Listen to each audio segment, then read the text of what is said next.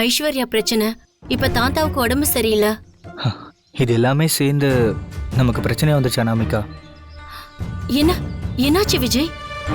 இப்போ நம்ம கல்யாணத்தை பற்றி எதுவும் பேசிக்க வேண்டாம், அப்புறம் பார்த்துக்கலாம்னு சொல்லிட்டாங்க. அப்புறமாண்ணா? அதான் எந்த பதிலும் சொல்ல மாட்டேங்கிறாங்க. அம்மாவை கேட்டதுக்கு ஒன்றுக்கிட்ட போய் சாரி சொல்லணும்னு சொல்லிட்டாங்க. அவங்க சாரி சொல்ல சொன்னாங்கன்னா நீ என்கிட்ட வந்து சாரி சொல்லுவியா? என்ன அநியாயம் விஜய் இது? அன்னைக்கு அம்மா அப்பா வீட்டுக்கு வரும்போது எல்லாரும் ஓகே தானே சொன்னாங்க. எனக்கு அதெல்லாம் தெரியாது விஜய். உனக்கு என்ன பிடிச்சிருக்கா இல்லையா? ஏய், பிடிக்காம தான் இவ்வளவு நாள் பழகுனா அனாமிகா. ஏன் இப்படி கேக்குற? அப்ப வா விஜய், நீயும் நானும் ஏதாவது கோயிலுக்கு போய் கல்யாணம் பண்ணிக்கலாம். இந்த விஷயத்துல என்கிட்ட விளையாடாத விஜய். நானா விளையாடுறேன்? வீட்டுல எவ்வளவு பிரச்சனை போயிட்டு இருக்கு, அது தெரிஞ்சு நீ இப்படி பேசுறது எனக்கு ரொம்ப ஆச்சரியமா இருக்கு அனாமிகா. வீட்டுக்கு தெரியாம என்னால தாலியெல்லாம் கட்ட முடியாது அனாமிகா. இப்போதைக்கு தாத்தாவோட மனசை நோகடிக்கிற மாதிரி நான் எதுவும் பண்ண மாட்டேன்.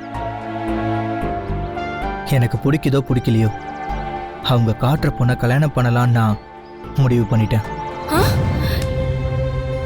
என்ன விஜய், என்ன பார்த்தா உனக்கு எப்படி தெரியுது? எப்படி தெரியுதுன்னு கேக்குற? பண்றதெல்லாம் பண்ணிட்டு வில்லன் மாதிரி சிரிக்கிறியா?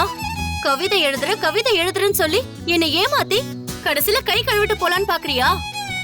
இப்படி ஒரு எண்ணம் இருந்துச்சு, உன்ன கொன்னு போட்டுருவேண்டா, கொன்னுடுவேன்.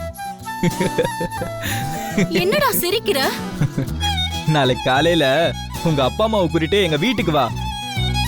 நம்ம கல்யாணத்தை உடனே நடத்தலாம்னு முடிவு பண்ணிட்டாங்க. தேதியை குறிக்கிறதுக்காக ஜோசியரை வர வச்சிருக்காங்க. அட பாவி, அப்புறம் எதுக்குடா இவ்வளவு பெரிய பொய் சொன்ன?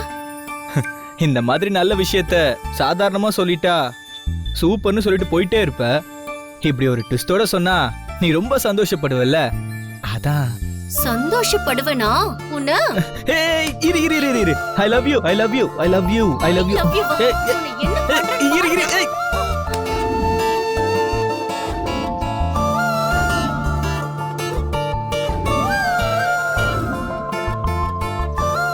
ஏய் ஏய் ஏய், இரு, உன்னை எப்பவும் விட மாட்டேன்.